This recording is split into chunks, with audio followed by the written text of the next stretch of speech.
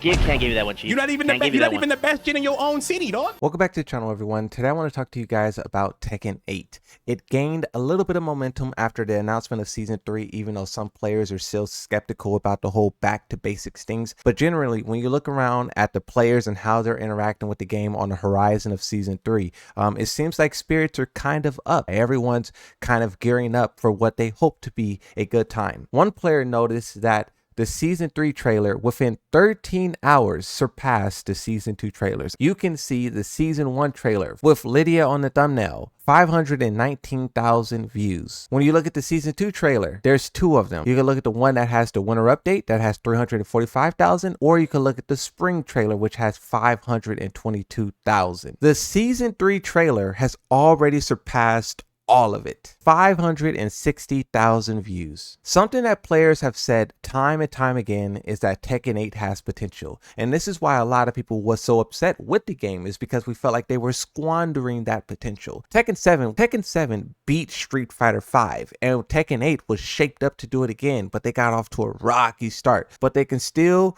recover, because in my opinion, this game is going to go on for another 2 years. The fact that they put Roger in Season 3, I personally feel they would only do that if they were confident that they were already getting a Season 4, because leaving Miguel out of Season 3 is something that they probably wouldn't have done if they were hesitant about Season 4. Now, the reason why I say that Miguel is left out, because I know there is some people who feel like the final character will be a new character or maybe even a returning character, but the reason why I do not think that is the case, in the trailer after they announce Roger, the announcer then says new characters. A lot of people don't necessarily hear the S because the S is very silent, and they interpret it as the announcer is saying that the final character, because it also pops up once the final character is kind of displayed. So a lot of people interpret that as the final character being a new character. But really what they're trying to display to all of us is that you can see in the top left how it says Season 3 new characters. That is what they're trying to say, is that all four of these characters are new to Tekken, and the final character isn't actually a new character. Season 3, new character. In past seasons, they straight up said returning character, returning character. For Marizu, Mamizo, they said new challenger, not new character. One thing that players has done, shout out to this guy right here, Marvelous Soul. This player was creating fan-made promotional material for Tekken, and the reason why I want to highlight it is because so many people loved it. You have this one here of Kunimitsu where it says her height, weight, country, fighting style, and which game she appeared in. You have the same thing for Bob as well. I would personally love for the developers to take notice of something like this and how the players celebrated this, and you've probably seen these screenshots all over the place. So many people appreciated this person's work, and Tekken, when they release their characters, announce their characters, should go that extra mile and just put some of this artwork out there as well. Maybe they will do it later, maybe they can do it once the character releases, but you could just see how this person was kind of thinking above and beyond and just gave the players just a little bit more to have fun with, and I appreciate that. Another thing that happened, we all know Harada retired. He's no longer with the company. He stopped on December, and then at the Tekken World Tour Finals, he made his final appearance. Tell me why a couple of days after that, Harada was on LinkedIn once again, and this time he was responding to a job offering. This company says, "We are hiring. Please have a look and let us know if you're interested." Now, this position is for a server-side engineer, very different from the job that Harada previously had. But you can see Harada here is in the comment section where he says, "I'll join." The founder and CEO responds and says, "Harada, we will be honored to have you." Over the past month or so, Harada has just been toying with the idea of going to another company. And as Tekken fans, they interpret that as Tekken 8 being so bad that he's jumping ship. I was doing a little bit more research, and I think maybe he could have left because he's tired of dealing with Bandai Namco executives. It's really just all speculation, but we'll know for certain what the answer is if he does become an employee of another game company. Speaking of gaming companies, many Japanese gaming companies' stocks took a big hit in the Japanese stock market today. You have about 10 major companies listed.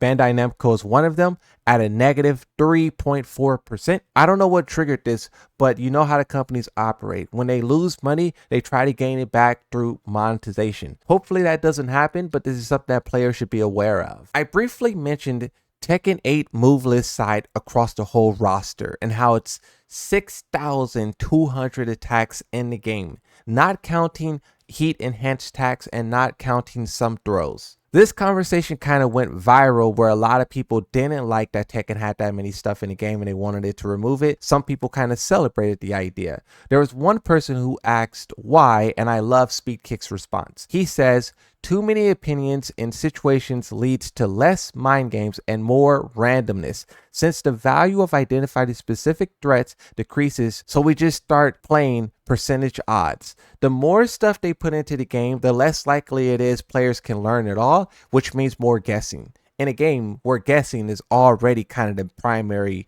play style. Now, one thing that could fix this is balancing in Season 3. You have this tweet here from Nee where he is asking for Brian Fury's jab to be altered. He says, Brian's jab string feels strange. It's getting counter hit even at +5 advantage. When Lars and the opponent is against the wall, there are certain angles where the 1-2 beats my 1-2 even at +1. The reason why I highlight this tweet is because the developers are usually very on it when it comes to listening to Nee's tweets and putting his changes into the game. Now, I don't know if they would be able to do that considering how close it is to Season 3, but here's Nee's final suggestion, or one of the final suggestions so far. Another thing that I want to highlight, and this is kind of recapping Season 2, we have Kanan Trench, who took the time and tallied up which characters was buffed the most and nerfed the least. And this kind of puts it into perspective how powerful the whole roster has gotten going from Season 1 to Season 2. For the majority of the roster, you can see that there's plus signs. For Lydia, Lars, Eddie, and Raven, they're all 20 and above. Egregious buffs those characters received. You could move down the list and see where all the other characters are at.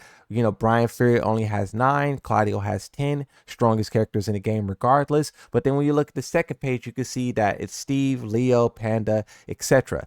All the way at the bottom, the only character who is negative is Yoshimitsu.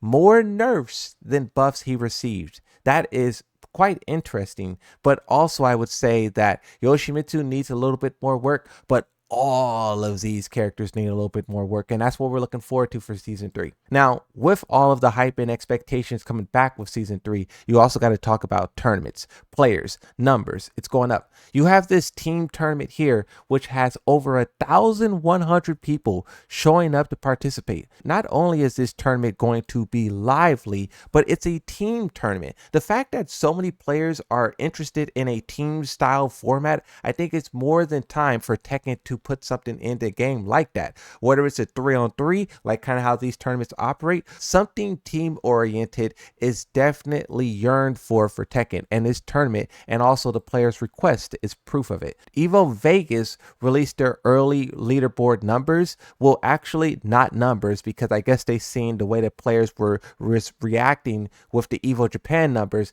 and how they were dooming every single game, because this time around they didn't give us the numbers. They only gave us the order, and you can see that Street Fighter, Tekken 8, and then 2XKO is the top 3 so far. Now, this is early, so these numbers could change, right? If Season 3 sucks for Tekken 8, maybe they will fall off a mountain and 2XKO and Guilty Gear will take the spot, but for right now, this is the order. I've been posting Tekken on Twitter for 2 years, getting a lot of likes, a lot of attention. I really just try to post memes and stuff out there, so the conversation isn't just truly negative. And randomly, about halfway through December, I was like, I might as well post Street Fighter and Mortal Kombat stuff as well, and I've been doing so. And within 15 days of posting Street Fighter stuff, a company reaches out to collaborate. In the year 2026, a big reason why Street Fighter is currently still ahead is because of marketing. Not only did they market their game better, but they market their characters better, and these statues highlighting their characters is proof of it. Tekken on the website had no characters at all, and that is a shame. A lot of these fighting games have these hubs, and in their battle hub, they're going to be live broadcasting on the giant monitor. Now, this same exact thing is what I said the Tekken developers should do as well, where you can go into the Tekken Lounge and maybe possibly watch a live tournament, watch a live event, something, instead of it just being the trailer recycling over and over and over. And for the players who don't want to hear the live audio while they're doing whatever, just add a mute button in the settings or on a controller. It's just crazy how I have a lot of these ideas and I be trying to get the Tekken developers to do it, and then Street Fighter does it. And then not only is their game getting better than ours, but we're still sitting here waiting for like a Fortnite collab, some of the easiest things to do. If Tekken wants to be more culturally relevant, they have to act like it. They have to market their game like it. They're doing better, but there's always room to improve. And with this video, I just want to talk about everything that's currently going on. Thank you guys for watching. Like, subscribe, and bye-bye.